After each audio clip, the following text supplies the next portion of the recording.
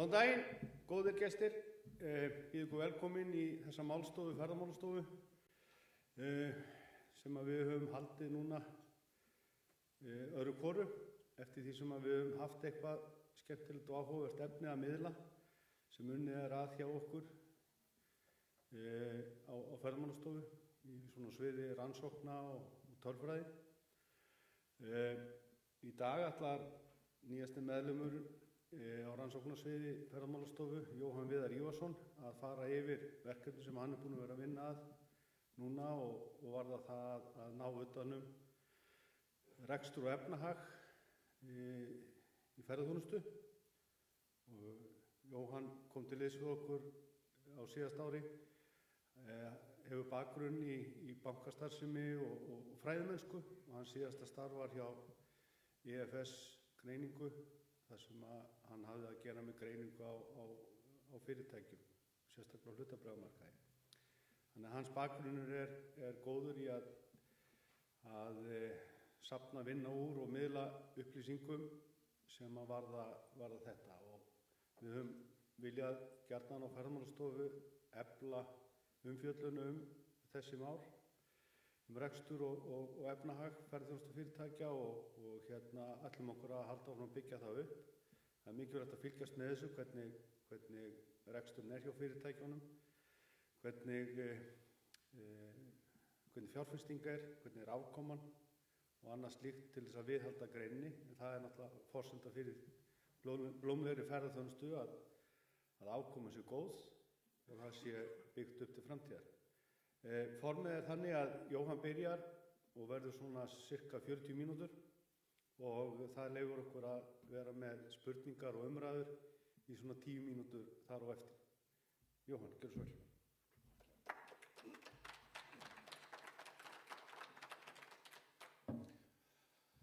Já, komið blessuð og sæl og velkomin.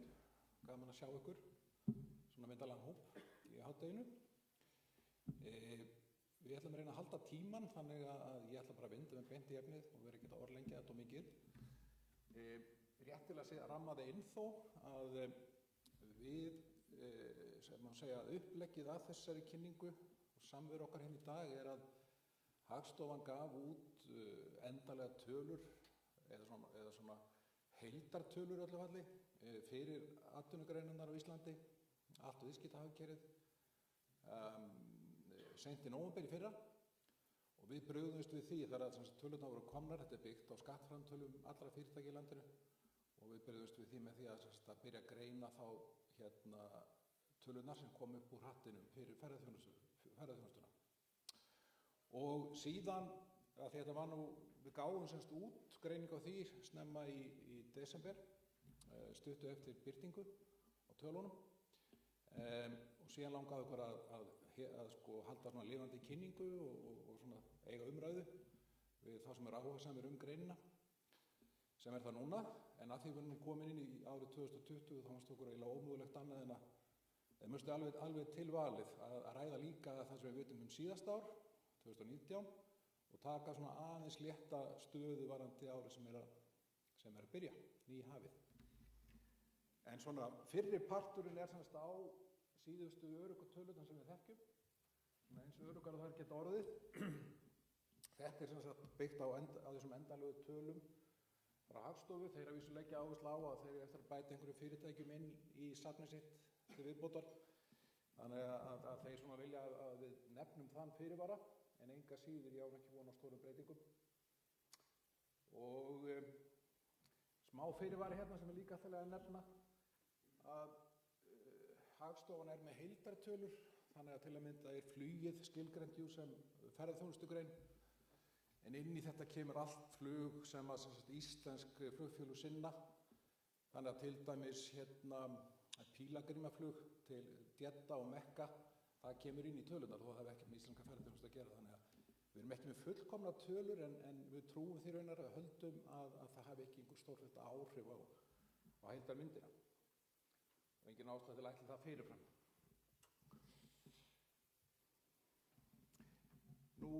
Þessar glærur hér eru nokkuð þungar, það er að segja það er mikið efni á þeim og ástæðunum kannski ekki síst svo að við gefum það líka út í raun og veru sem svona skriflega greiningar. Þannig að þið munu geta nálgast þessar glærur eftir kynninguna og þá bara lesið ykkur betur til. Ég eftir á móti í mæltamálinu mun þá leggja áherslu að draga fram svona aðalatriði í þessu. Og ekki dvelja of mikið við einstaka tölur í textanum. En staðan var sem svo árinu 2018 og þá fækkaði fyrsta skipti fyrirtækjum í ferðaþjónustu næstu 3% samkvæmt okkar gögnum. Og það í fyrsta skipti bara eins langt aftur og tölur okkar ná sem þetta 2002. Þannig meira að segja hérna í hruninu fræga að þá var það ekki fækkun á fyrirtækjum og aftur á móti fækkaði aðeins launþegum 2009 í greininni, en þetta má segja sé ákveðin svona, hvort það viðsnúningur, það veit ég ekki og við gerum ekki mikið með þetta, en þetta ákveðin áfangi þeim skilningi að þetta í fyrsta skipti. Raunar þetta í takt við allt hagkerfið, fyrirtækjum fækkaði almennt 2018 í viðskiptahagkerfinu og ferðaþjónustan sem sker sig ekki úr að því leyti. Aftur á móti héldu tekjurnar áfram að vaxa hjá ferðagreinum og þar hefur semst ekki orðið lát á. Það stöðugur tekjuvöxtur, ekkert ár það sem hefur dregið saman, þó að vissulega hafi vaxtarhraðinn lækkað eitthvað eins og þið sjá hérna á rauðu línunni.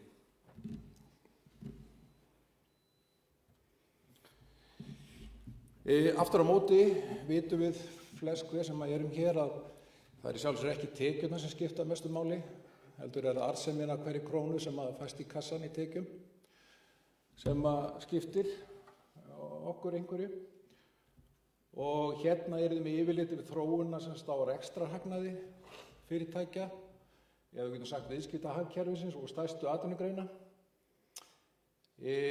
Og það reiknað með EBIT eða rekstrarhagnaði fyrir fjármagnsliði og skatta. Og svarta línan hérna sýnir sem sagt viðskiptahagkerfið í heild sinni og svo getum við mátað einstakar stórar atvinnugreinar við það og þá sjáum við að rauða línan sem hérna það sem við köllum einkennandi greinar ferðaþjónustu. Hún svona hallandi niður á við undanfarið og það eru ánú við fleiri greinar raunar. Stærsta ástæðan fyrir nokkuð myndarlegum halla á rauðu línunni í raun og veru flugið. Og það er kannski rétt að nefna þá við ykkur núna að Hagstofan heldur saman hóp af atvinnugreinum sem þeir kalla einkennandi greinar ferðaþjónustu og inn í því náttúrulega hinar hefðbundnu greinar eins og gisting, veitingastaðir, bílaleigur og svo framvegis. En flugið þar inni líka. Og flugið íslenska hefur átt alveg hörmulega ár, 2018 sérstaklega, slæmt ár. Þannig að ef maður tekur svona saman nokkrar atvinnugreinar og grúpparar og kallar þær einkennandi greinar ferðaþjónustu, þá hefur flugið náttúrulega mjög mikil áhrif þarna. Þannig að mér finnst ekki eðlilegt að taka það út fyrir sviga, það að segja ekki að sleppa umfjöllun flugið.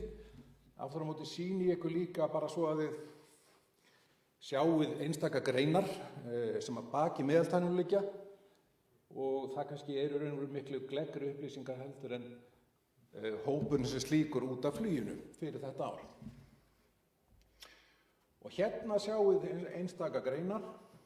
Það sem mjög áberandi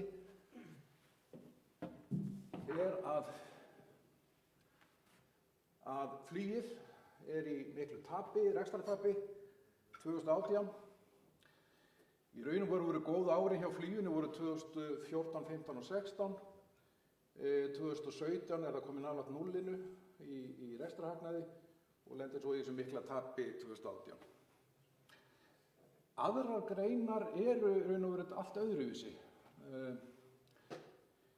Ferðagreinar í landinu stóðu sig bara ágætlega í mörgu tilliti á árinu og ef við kannski tökum hverja greina hans fyrir sig, þá sjáum við hérna.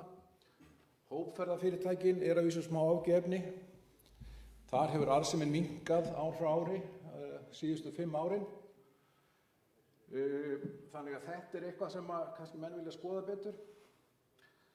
Aftur á móti það þannig með gististaðina, gistingun í landinu, að hún hélt nokkuð vel sjó varðandi rekstrarhagnað. Og það var nefnt inn í fréttum daginn að það hefði orðið fall í rekstrarhagnaði í gistibransanum hvað var 37% frá árinu 2016 og það í sjálfu sér alveg rétt. Þið sjáu þetta hátt fall og hátt í 37% hérna. En í raun og veru árið 2016 algjört metár í svo mörgum greinum í ferðaþjónustu að mér finnst ekki fréttin eða mér finnst ekki mesti sannleikurinn í þessum tölum og þessari mynd vera fall héðan og hinga niður. Mér finnst miklu frekar fréttin að þið sjáu það heilt yfir ef við horfum fram í þessu sérstaklega góða ári hérna 2016 að þá bara býsna jafn og stöðugur rekstrarhagnaður í gistibransanum. Það nú aðal, finnst mér, sannleikurinn út úr þessari mynd. Veitingastaðir hérna, þeir eru aðeins hérna niður á við í arðsemi, síðan varðandi bílaleigurnar, að þá það mjög áberandi að við erum með tvískipt tímabil, árið 2014 til 2016, þá erum við með gríðarlegan vöxt í rekstrarhagnaðarhlutfallinu. Þetta eru blómaárin í bílaleigunum, en svo dettur það nokkuð skarpt niður 2017 og 2018. Og það má eiginlega segja að ef maður ætlar að hugsa öryggi og horfir á sögulega tölur að þá myndi maður fjárfesta í ferðaskrifstofu eða bókunarþjónustu í ferðagreinum vegna þess að þetta langstöðugasta arðsemishlutfallið sem við sjáum. Það í bókuninni.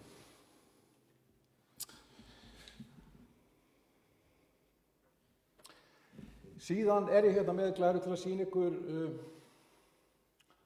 netto tapið því að auðvitað á endanum að þá þarf að borga líka fjármagnskostnaðinn og það þarf að borga skattana. Þannig að það allt í lagi að fara hans yfir sem sagt netto arðsemina líka og ég kannski hef ekki mörg orð hana því að þið getum bara að skoða það í rólegheitum. Það engin sérstakleg merkileg frávik þar miðað við bara rekstrarhagnaðinn. Það sem bara áberandi eins og alltaf hvað flugið ömurlegt eða má ráða þannig á árinu, síðasta ári. Á árinu 2018? Já. Og öðru leyti skil ég ykkur eftir bara með þessa mynd. Og ef við svona drögum þetta saman og fókuserum þá kostnaðarhliðina á móti tekjunum, að þá upplýsingar, Hagstofan skiptir helstu kostnaðarþáttum í þrennt, það sem launakostnaður, vöru- og hráefniskostnaður og svo það sem kallað annan rekstrarkostnaður. Og ef maður skoðar þessa kostnaðarþætti þá eitt sem mjög áberandi strax og það að launakostnaðurinn að hækka sem hlutfall af hverri krónu í tekjum allt tímabilið. Það það fyrsta sem ég les út úr tölunum. Aftur á móti annar rekstrarkostnaður, hann að minnka á árunum 2014 til 2016 og balanserar sem sagt, vigtar upp hækkunni í launakostnaði. En svo gerist það eftir 2016 að þá eru allir helstu kostnaðarþættir farnir að hækka samhliða. Og það þýðir að nettóhagnaðurinn, hann frá 2016, þá hann að niðurleið og taki eftir því að bara til að segja það, að þarna ég búin að taka flugið alveg út. Þetta eru hinagreinarnar. Myndin væri náttúrulega miklu meira sláandi ef að stóra tæpið í fluginu væri þarna allt saman inni.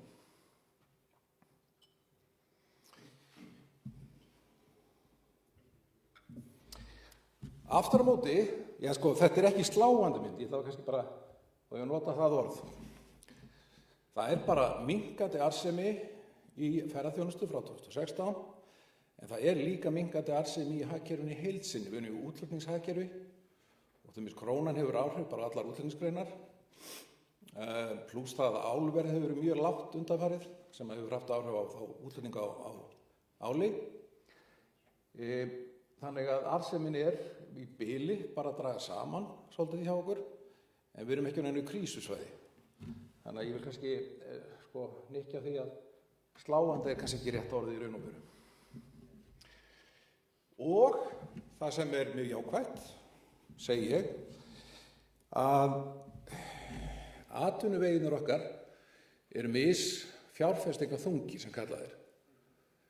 Það vil segja að það þarf að festa mikið af fé í tólum og tækjum og alls konar græjum til þess að geta stundað atvinnustarfsemi í viðkomandi atvinnugrein.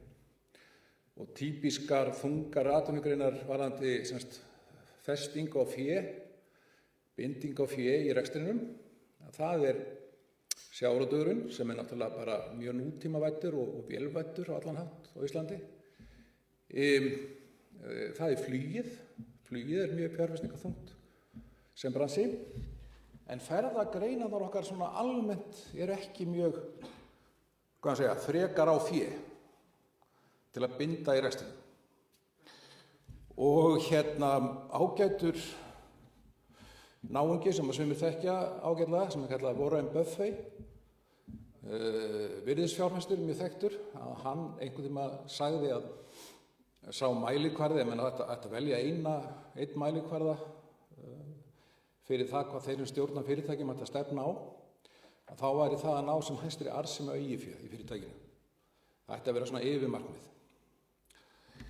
Nú ef við skoðum þennan mælikvarða fyrir ferðagreinarnar, þá koma þær yfirleitt ágætlega út. Þær eru ekki með mjög mikið fé og þannig að arðsemin, þó hún virðist kannski lág ef maður skoða nettóhagnað og rekstrarhagnað í samanburði við aðrar greinar, ef maður setur aftur á móti þessa sömu arðsemi í samhengi við það fé sem bundið í greininni, eigið féð, að þá koma þær í heild sinni nokkuð vel út. Þær koma þó ekkert sérstaklega vel út á þessari mynd, af því að hér flugið inni, ég að sýna ykkur einkennandi greina ferðaþjónustu í samanburði við aðrar helstu greinar í hagkerfinu. Aftur á móti ef við splittum upp meðaltalinu og skoðum þetta fyrir hverja grein fyrir sig, að þá sjáum við svolítið aðra mynd. Ef við byrjum á bílaleigunum, þær eiga þarna fjólubláu súlurnar og það náttúrulega mjög sérstakt og athyglisvert að sjá það að á árunum 2014 til 2016 að þá áttu þær bara algjör gullaldarár, eða gullár. Arðsemi eigin fjár á þessum tíma var að meðaltali 108% og þetta hefur bara verið eins og verið í villta vestrinu. En svo breytist það talsvert, 2017 eru komin bara allt inn í 3% arðsemi og svo batnaði þetta aðeins 2018, eða talsverturinn eru þannig 14% arðsemi á því ári. Nú hvað veldur? Langlíklegast að það sé blanda af tvennu, annars vegar fyrir miklu styrkingu sem var að krónunni árinu á seinni parti árs 2016 og fram árið 2017 sem dróð þá verið út tekjunum. Í bland við það að hvað erum að tala um? Við erum að tala um arðsemi á bundið fé og við vitum það að bílaleigunar fjárfestu með stórfelldum hætti þannig árin á undan, þannig að allt erum við að tala um arðsemi af miklu meira bundnu eigin fé. Þannig að þessi tala snar lækkar í þeim. Nú, en ef við tökum 5 ára meðaltal fyrir bílaleigur, þá arðsemi eigin fjár næstu í 70%. Svo í heildina hefur þetta nú verið afskaplega góðu bransi að vera í síðustu ár. Nú síðan ferðaskrifstofurnar næst, þær eru ljósbláu súlurnar og þær slá ekkert í gegn sérstaklega á einu ári, en að meðaltali eru þær mjög góðar því að þær eru bæði með mjög stabíla arðsemi og hún upp á næstu í svona 25% á ári að meðaltali, sem mjög fín arðsemi. Veitingastaðir, þeir eru með næstu í 40% arðsemi eigin fjár á 5 árum Og árið 2018, þrátt fyrir að þeir séu að lækka eins og aðrir í arðsemistölum, að þá eru þau með næstu því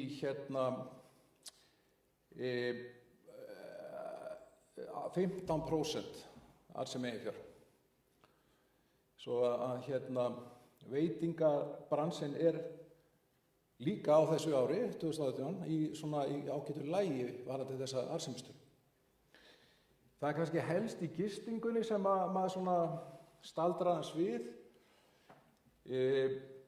Þeir skiluðu tæplega 9% arðsemi 2018, sem að ég ekki viss að sé sjálfur alveg nóg, svona miðað við hvað maður getur bara keypt ríkisskuldabréf, á hvaða kröfu maður getur keypt þau, þó að það hefur nú farið mjög lækkandi líka raunar.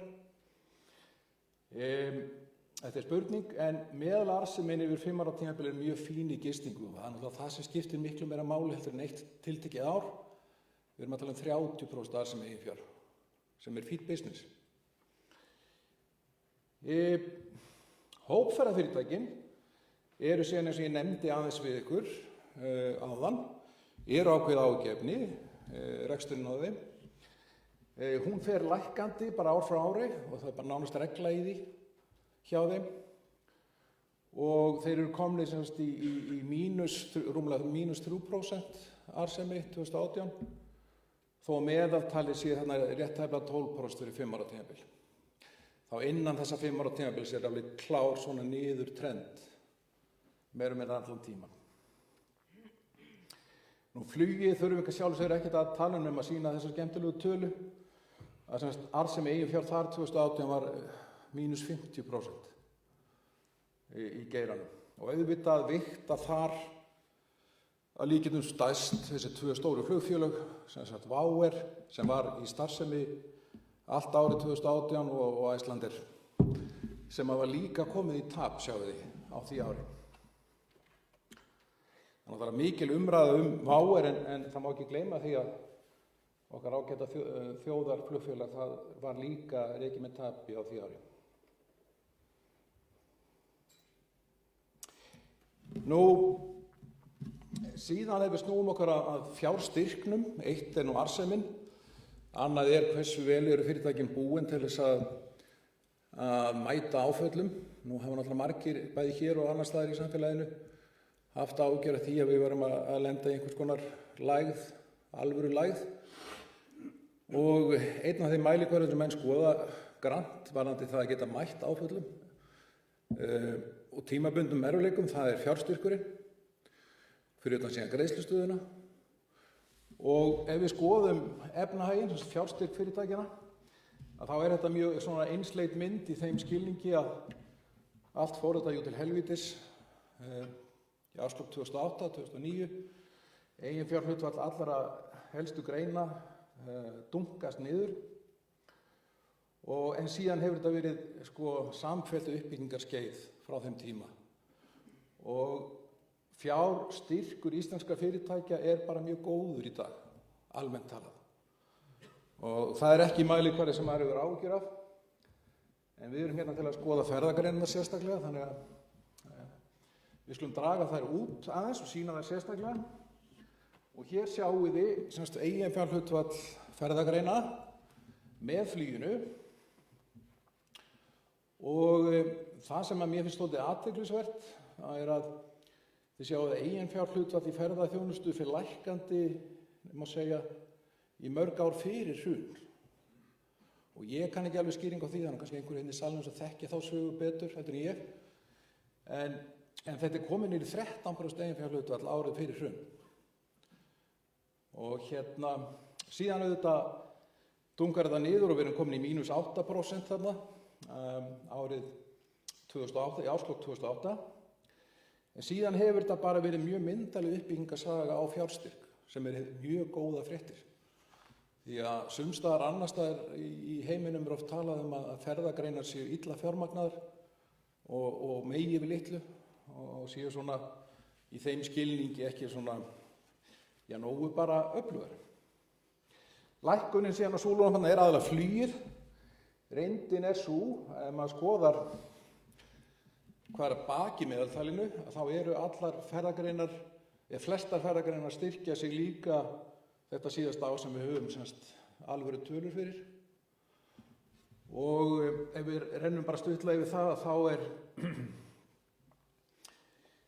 þá er sko flugið, það er komið niður í 11% eiginfjárhlutfall samkvæmt Hagstofunni, alveg sér á báti, en hinar greinarnar eru bara nokkuð góðar. Ferðaskrifstofurnar eru í 42% eiginfjárhlutfalli og hefðu hækkað frá 2014 talsvert. Gistibransinn er með 28% eiginfé og hann var búinn að tvöfalda eiginfjárhlutfallið frá 2014 úr 14%. Veitingasalan er svona svipuð, hún er rúmlega 20% eiginfjárhlutfall bæði 2014 og í lok tímabilsins, ekki mikil breyting þar. Bílaleigurnar eru komnar upp í 12,5% sem hljómar nú kannski ekki mikið, en þeir voru í 5% 2014. Og ef þið skoðið myndina, þeir eru að þessa, ég má vist ekki fara frá, ég með langar svo sýningur myndinar, en má það ekki, en þeir eiga semst fjólubláu línuna, sem er þá langlægsta línan, og þá er kannski eðlilegt að þið áliti, já, sko, eru þeir slappir í fjármögnuninni, bílaleigum. En það getur líka verið önnur skýring og það er nú þannig með, held ég með að segja, allar stærstu bílaleigunar, annars vöxti, að þeir segjast eiga mikið dulið eigið fé í bílaflotanum. Þannig að raunverulegt eigið fé þeirra sé talsvert mikið hærra heldur en stendur í bókunum vegna þess að þeir afskrifa bílana svo hratt. Þeir segjast afskrifa þá talsvert umfram lækkun og virði þeirra markaði, skiljið þið. Þetta er nú stöðan sem þeir segja. En öllu falli, formlega talan hjá þeim er 12% í hittifyrra. Og heilt yfir sjáið þið, þá hafa fyrirtækin verið að halda fjárstyrk sínum eða verið að auka hann. Og alveg fram á árið 2018. Þannig að, og meðaltalið í greininni fyrir utan flugið er eitthvað í kringum 25%. Og auðvitað er meðaltal á svona ólíkum greinum innan ferðaþjónustu, segir kannski ekki mikið. Og bara betra að horfa á einstaka greinar. En almennt talað, talið ágætis og svona sómasamlegt eiginfjárhlutfall í rekstri að vera með 25%. Þannig að þetta er ekki stóra áhyggjumálið eða stóra áhyggjuefnið. Nú langar mig að sýna ykkur ákveðna þróun. Íslensk ferðaþjónustufyrirtæki hafa ekki, þrátt fyrir mikið tal, stækkað mikið og bara lítið. Þið sjáuð að meðal fjöldi starfsmanna var 5 árið 2003 og áratug síðar þá var það komið í 6, það var fjölgum 1 áratug og 2018 var þetta komið í 6,6. Og þetta sjáuð hérna á bláu súlunum. Þetta er eiginlega svona tiltölulega flatt, það er ekki vaxtar leikni í greininni, þrátt fyrir mikla umræðu. Á sama tíma sjáuð þið að frá 2016 að þá er meðalhagnaður á fyrirtæki, hann er að lækka. Það er ljósbláa línan og meðalhagnaður á starfsmann, hann byrjar að lækka 2015. Hann er búinn að vera að lækka síðan. Mælikvarði eins og meðalhagnaður á starfsmanni eða á fyrirtæki eða einhverja framleiðslauningu má segja mælikvarði á framleiðni og þetta segir okkur að framleiðnin í greininni er að minnka. Og þetta er eitthvað sem menn þurfa að skoða og velta fyrir sér. Og einhverjar vonir eða svona hugsanir held ég að standa til þess að þessi vetur sem að fer nú að styttast í, töluðum menn það síðastliðið haust, að menn voru vonast til þess að yrði eitthvað sameiningar og stækkun fyrirtækja þannig veturinn. En ég veit ekki, hann fer nú að styttast í honum. En öllfallið þetta ætti að vera hvati til þess að hugsa aðeins hagræðingu. Og ég ætla að enda sem umfjöllunum árið 2018 og árin á undan, bara á þróunina fram að þessu á þessum pælingum. Svona hvort það sé rétt að huga betur að hagræðingu því að þetta er að minnka hjá okkur, hún er að minnka hjá okkur framleiðni. En af því við erum stödd hérna í seinni part í janúar á árinu 2020 þá vildum við náttúrulega ekki hóa ykkur saman á þess að tala líka síðasta ár og taka síðan stöðuna líka í dag. Þannig að okkur langar að fara yfir nokkur atriði með ykkur það sem við vitum síðasta ferðaár Og þetta nú líklega sú glæra sem kemur minnst og óvart í þessu hádegi. Það að ferðamönnum hafi fækkað 2019 miðað fyrir ár og á meðan að meðal fjölgun á ári frá 2010 til 2018 sem að topp árið í fjölda á meðan að árlegu vöxtur á þessu tímabili 22% yfir 8 ára tímabil og 400% fjölgun í það heila tekið rúmlega, að þá hefur snúist hratt við vöxturinn dettur í 5% 2018 og svo eins og allir sjást viti í dag að þá fækkaði túristum rúmlega 14% 2019. Og inn í þetta kemur að sjálfsögðu með myndarlegum hætti gjaldþroti hjá WOW.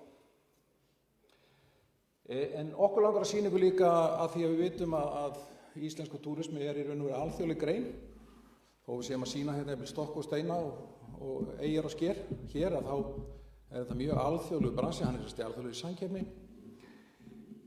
Túristinn eins og hver annar lógu þræll, hann kvikur og fljótur að skipta skoðun og fara eitthvað annað ef ekki allt í lagi.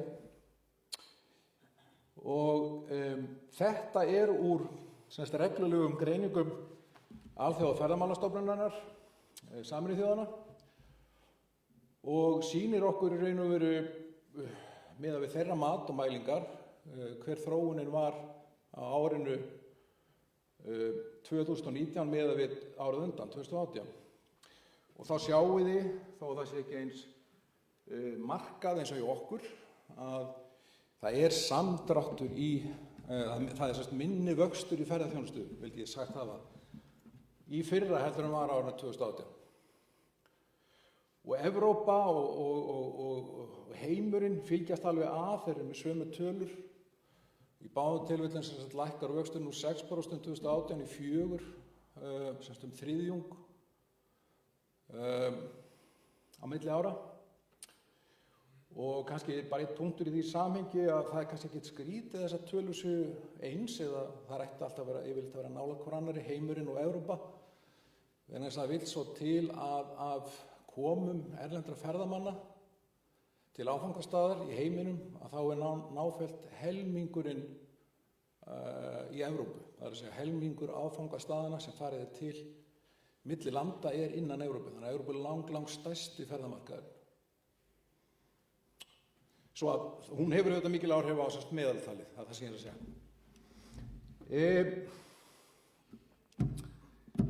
Já, sjálfur sér kannski ekki mikið meira þetta að segja, bara setja þetta í samhengið og snúum okkur frekar að þessum innlendu þáttum sem að í raun og veru skipta miklu meira máli fyrir okkur, sérstaklega til skemmri tíma og tölum að þessum gengið.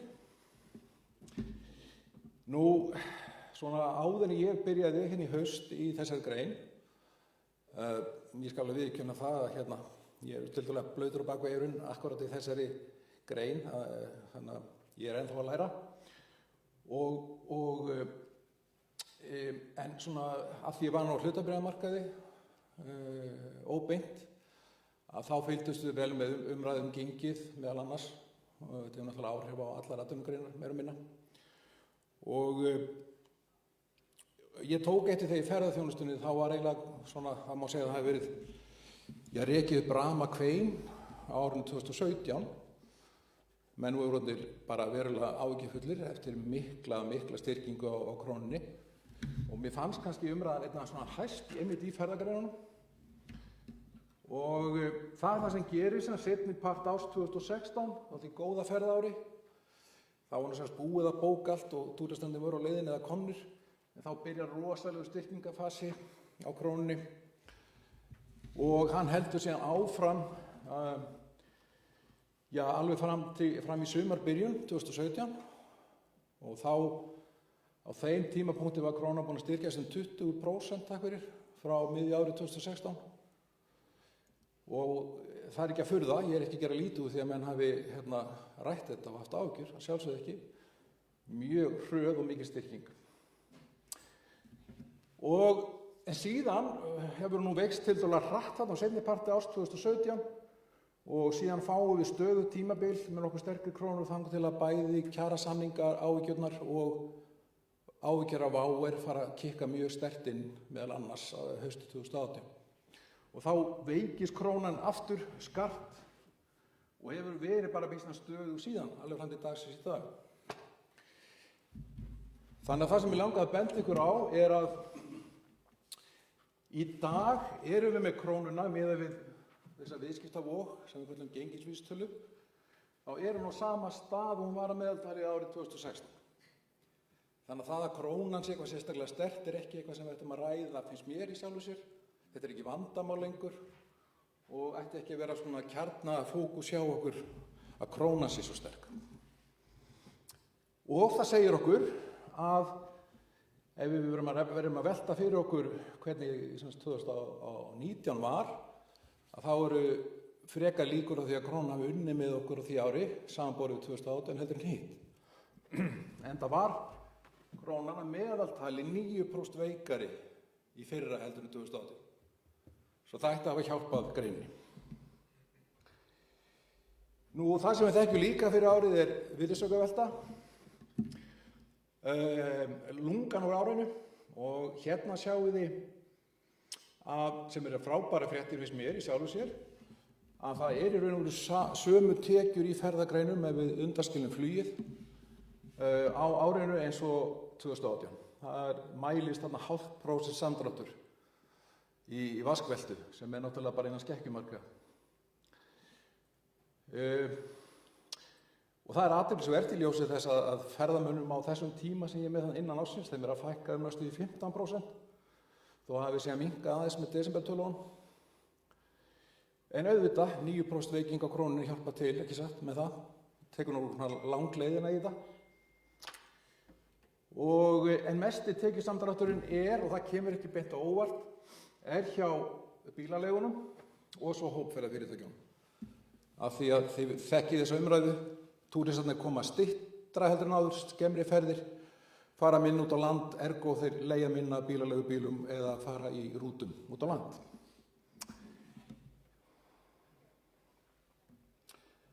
Og nú er tímavörðurinn farin að veifa mér. Hérna er þetta eftir útgjaldaliðum. Í raun og veru ætla ég ekki að stoppa þá við þetta mikið. Heildar minnkun í kortaveltunni er sem sagt 2,3 þarna og svo sjáum við bara eftir einstökum atvinnugreinum hvernig þetta skiptist. Hérna sjáum við kortaveltu eftir þjóðernum.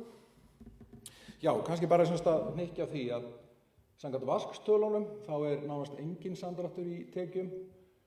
Kortavelta erlendra ferðamanna eins og hún er mæld af rannsóknarsetri verslunarinnar, hún lækkar aðeins meira, 2,3, rúmlega 2%, en það er samt sem áður mjög lítið.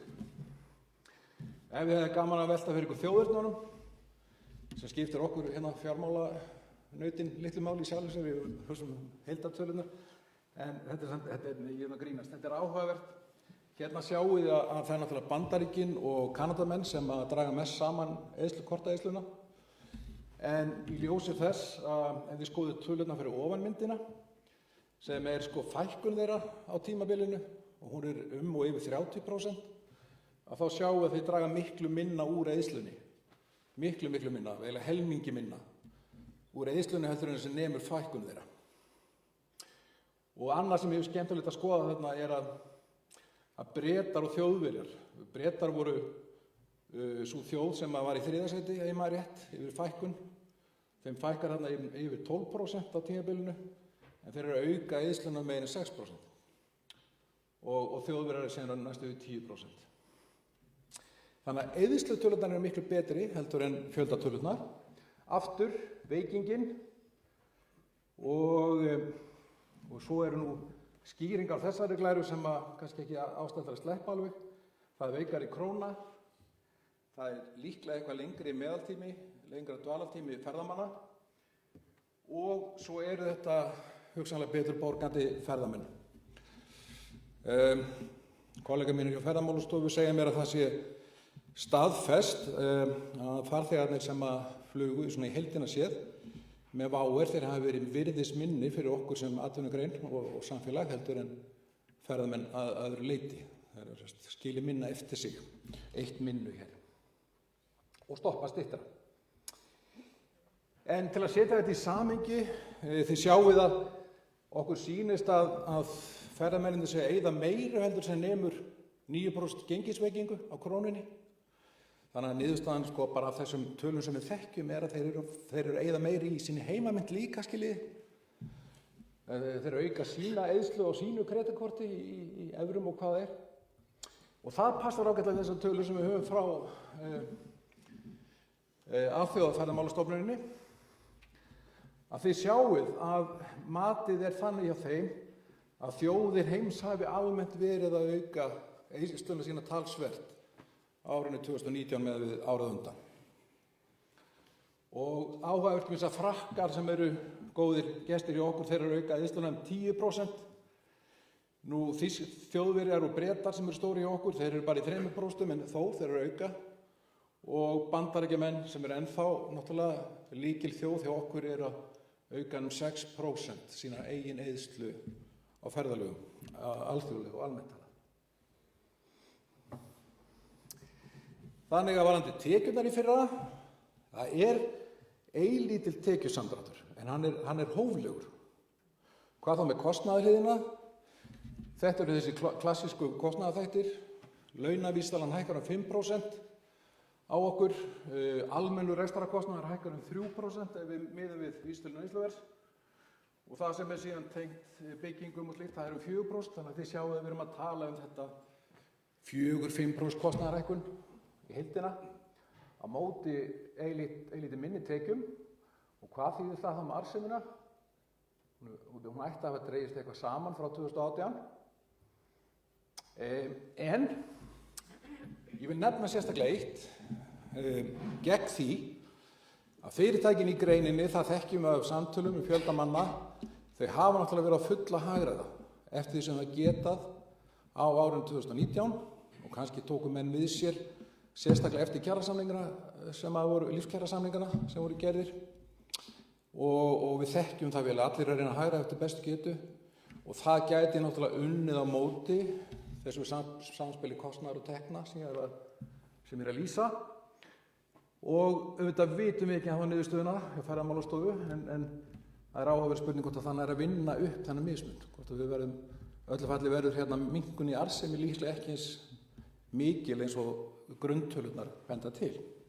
Með svona vel hefur tekist með hérna hagræðinguna. Nú örstuttum horfur í raun og veru þó maður viti minnst það að þá við öll að þá er það skipti mestu og það svona bara lífið. En við getum nú samt sagt svolítið horfurnar á nýbyrjuðu ári. Alþjóðaferðamálastofnun. Þetta sést nú ekki nógu vel, þannig ég vil bara lýsa þessu fyrir ykkur. Hún er hófleg, hún spáir ferðaárinu 2020, sérstaklega í Evrópu, eiginlega bara eins og það var í fyrra. Vöxtur í ferðaþjónustu var 3,7% í fyrra í Evrópu og þeir spáð 3-4% áfram. Og árið í fyrra var tiltölulega dauft, bragðdauft, 5 ára og 10 ára meðaltölur með hærri vaxtapróstum. Það hefur aðeins verið að slaka á og þið þekkið þetta umræðan í Evrópu. Allir að tala Brexit og áhrifin af því. Allir hafa áhyggjur á lækkandi og lélugum hagvexti í Evrópu, stöðnun í hagkerfunum og lalala. Þannig að við erum ekki vaxtarsvæði eins og og verðum það kannski aldrei. Og spáin hjá þeim fyrir árið 2020 sem sést ekki hér er 3-4%. Aftur svona melló ár. En nú vitum við svo sem að Ísland er bara með mjög sterkar svona sértakabreytur sem skipta okkur miklu máli. Þannig að misgengið á krónunni er líklega miklu stærri og ekki líklega, er miklu sterkari áhrif á þáttur heldur en nokkuð tíma einhver alþjóðatrendar í ferðamennsku. Og Eina spáin sem að við höfum frá Ísavía, svona formulega spáin, þeir spáðu þessast í lok, bara Þorláksmessu fyrir þetta ár og niðurstaðan þeirra, þó þeir gefur ekki mikið upp að tölum, að þeir spá í raun og veru svipuðum fjölda erlendra ferðamanna eins og í fyrra. Og taki eftir því að það út af verið sér nokkuð jákvæð spá vegna þess að í fyrra var WOW að flytja farþega til og frá landinu janúar, febrúar og megniða mars. Þannig í raun og veru Ísavía að spá aukningu hina mánuði ársins með árið fyrra. Ég held að við ættum að gera ráð fyrir því að krónan sé ekki að fara að veikjast aftur. Ég meina að vísu bara, maður setur hálsinn og sér alltaf í snöru þegar maður fer að spá krónuna. Þið vitið, hún svo rosalega volatæl. En það ekkert svona í grunnstarfum sem bendir þess að menn geti eitthvað að fara að stóla á veiking á krónunni aftur á næstunni. En við þurfum þess ekki, held ég, í raun og veru. Og svo launahækkun 1. apríl, samkvæmt lífskjarasamningunum. En við vitum líka að hagræðingaraðgerðirnar sem að þið í greininni fóruð í fyrra, þær skila sér allt árið í ár. Þær munu ekki hafa skilað sér mann kannski helmingin á árinu fyrra eða jafnvel minna, en núna að fullu. Þannig ég ætla að leiða, og svo náttúrulega spurningur Play, munu þeir koma inn, en ég ætla ekkert að gera með það, ég ætla bara að segja pass með Play eða fleiri flugfélög, en heildarniðurstaðan að þetta ár sem nýhafið, að það sé allt líklegt til að vera ágætis ferðaár fyrir okkur sem heild. Og síðan alveg í lokin, fyrirgefðu tímavörur, að þá verði ég nú bara að fá að sýna ykkur hérna skemmtilega langtímaspá. Við bara á Íslandi eigum almennt ekki langtímaspár, ekki 10 ára spár til dæmis. Þeir sem eru djarfastir í okkar kerfi, þeir spá yfirleitt 3 ár fram í tíman eins og í þjóðhagsspánni og hún nú yfirleitt bara nánast svona sömu próstur eins og búin að vera. En ok, bendi ykkur á þessa spá, hún frá litlu verðbréfafyrirtæki sem heitir Aref og þar á bæ hafa menn mjög mikinn áhuga á ferðaþjónustu, vinna mikið fyrir ferðaþjónustu fyrirtæki og svo framvegis og ég ekki á launum við að kynna sem Aref, enga hagsmuni af því. En það sem að veldur því ég vil endilega nefna þá til sögunar að þeir gera sem hluta þjónustu við ferðaþjónustuna, þá gera þeir 10 ára fjöldaspá fyrir erlenda ferðamenn. Og þeir birta hana bara á heimasíðunni sinni, þannig að allir geta bara að fara að skoða hana þegar hún kemur út. Þetta opinbert gagn í raun og veru. Og þá sjáum við hér, þeir miða við hlaupandi meðaltal, semst 12 mánaða hlaupandi meðaltal, fjölda ferðamanna. Og þá sjáum við að við erum hér í niðursveiflunni og það út af þessi áhugavert að þeir eru að spá dýpkun ennþá eða fækkun ferðamanna áfram, hérna áfram alveg fram á árið 2021 og 2022, þannig að samkvæmt þeim þá erum við ekki búnir að taka þetta út. Það má segja að þessu hugsanlega svartsýnni heldur en Ísavía í þeim skilningi, en að vísu eru þeir með meðaltöl, 12 mánaða meðaltöl, en þeir ná botninum hérna 2021-2022, en síðan sjáum við þetta, þetta náttúrulega mjög jákvætt ef það gengur eftir, að næstu 10 árin verðum við sem bullandi vöxt í fjöldaferðamanna samkvæmt þeirra spá, sem að næstu því, ekki alveg, en nær næstu því hallanum hérna á gullaldarárunum hjá okkur. Svo ég ætla að skilja ykkur eftir með á jákvæða nótum með þetta allt saman. Og þakka gott hljóð.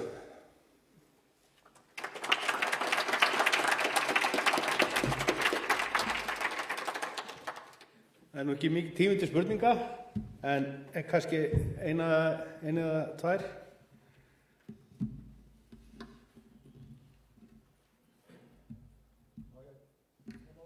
Þessi spá sem þeir eru að birta þetta til 10 ára, veistu hvernig eru svona helstu þættir sem eru horfa til fyrir Ísland?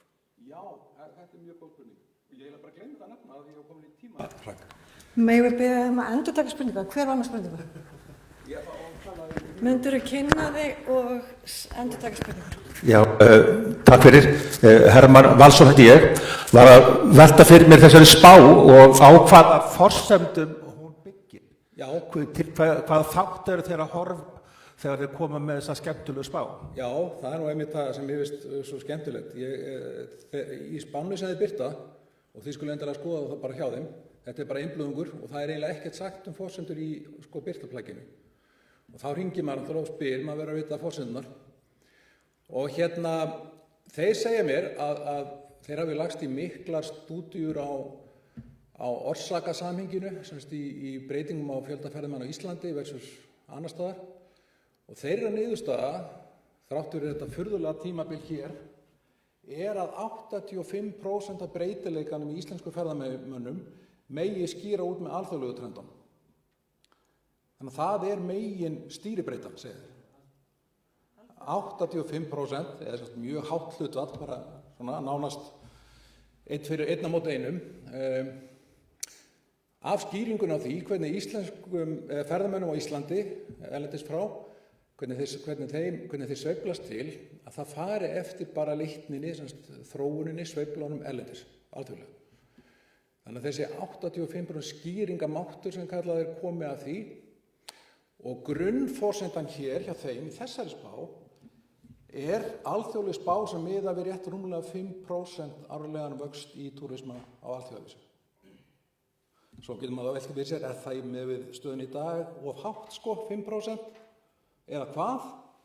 En í öllu falli það nú ekki galnari eða aggressívari forsenda heldur en það. Getur við spurningu? Já, Pétur heiti ég frá ferðaheildsölufyrirtækinu Kötlu DMI.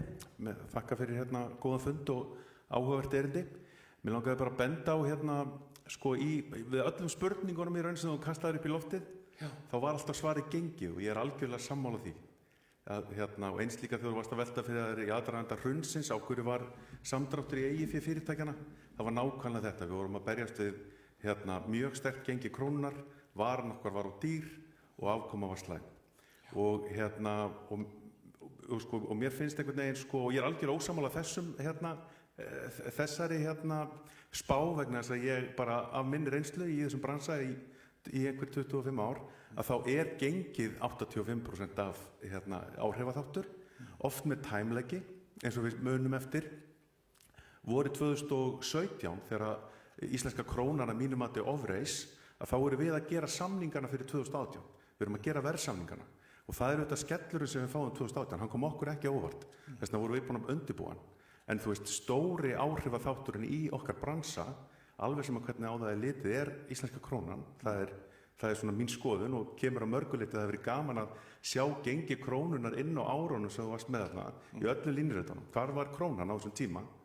Og svo ég ekki alveg sammála því að það sé þetta bera saman gengi 2016 og núna og draga ályktanir varðandi afkomuna vegna þess að sérstaklega launaþátturinn og allur kostnaðarþáttur á Íslandi frá 2016 til 2019 gjörbreyttur. Þess vegna mín skoðun í dag til þess að afkoma fyrirtækjana 2020 verði góð, þarf krónan að gefa aðeins eftir út af kostnaðarþættinum. Takk fyrir. Já, þakka fyrir það, ég meina góði punktar. Við að vísu töldum okkur bara að hafa sagt að krónan verði á svipuðum stað, hún hefði verið 2016. Svo fórum við vel yfir að það hefði verið mikil hækkun á kostnaðarliðum síðan þá.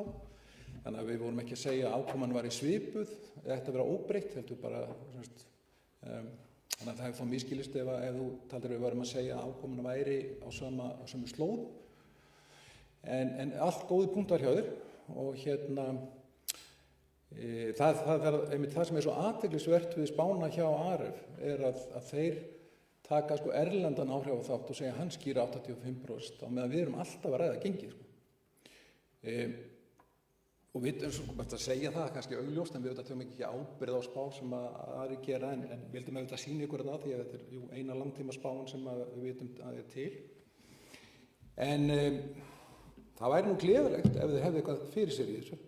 En þess að við erum miklu öruggari með langtíma vaxtarþróun í túrisma heldur við erum með gengið. Við erum eiginlega bara mjög órum með gengið hindaginn. En þakka þér fyrir punktan. Það er eini viðbót.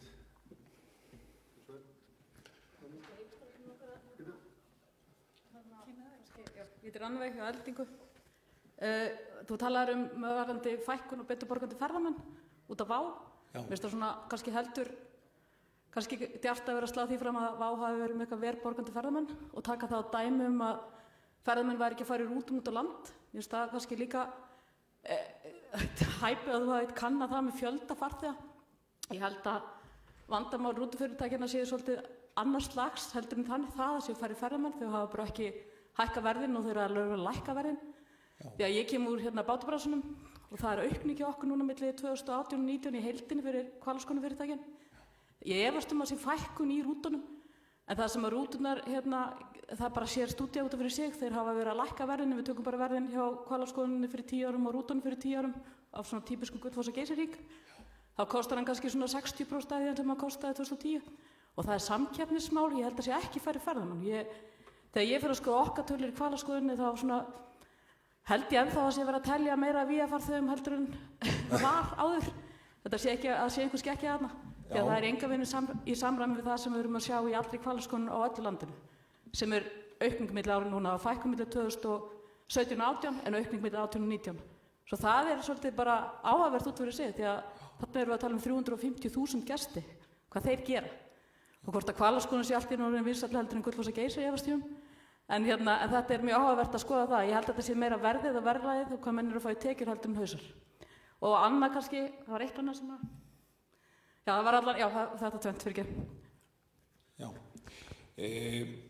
takk fyrir þetta. Það er náttúrulega svo frábæra við að hittast og ræða málin og raun og veru kannski að gera það fyrir hökar hálftími í það líka. Að auðvitað er komið svo mikil bæði þekking og svona first hand þekking hérna saman og pluss það að menn eru með alls konar svona sín og skoðanir sem er gott að heyra. Og en varðandi hópferðafyrirtækin að þetta er svona þín tilfinning fyrir þeim. Ég að vísu búinn að hitta faghóp SAF, hópferðafaghópinn og þeir hafa sagt mér þetta bara með beint yfir borðið að það er mikil fækkun í ferðum, mikil samdráttur og það er rétt hjá þeir segja líka ekki hafa getað hækkað verð mjög lengi. Það er tvær hliðar, bæði það sem ég nefndi og líka þeir hafa ekki getað hækkað verðin. Þannig að það er bara mjög gott að fá þetta, skilur. Eitthvað fleira? Eða vill ferðamálastjóri bara... Nei, fara að slíta það ég segja, sko. Ef það er ekki fleira, þá vil ég samt nefna að því að þetta er svo kærkomið tækifæri að hitta svona og tala saman. Að ég er nú einfaldlega með netfangi johan@ferðamálastofa.is að ef við erum að hugsa eitthvað sem þið viljið ekki endilega vera að ræða hér eða eitthvað, hafi ekki tíma, sendið mér línu. Látið mig vita ef eitthvað er vitlaust eða orka tvímælis eða bara eitthvað sem ykkur finnst vera mikilvægt sem ég hef ekki nefnt, sendið mér línu. Og takk kærlega fyrir samverðinu í dag.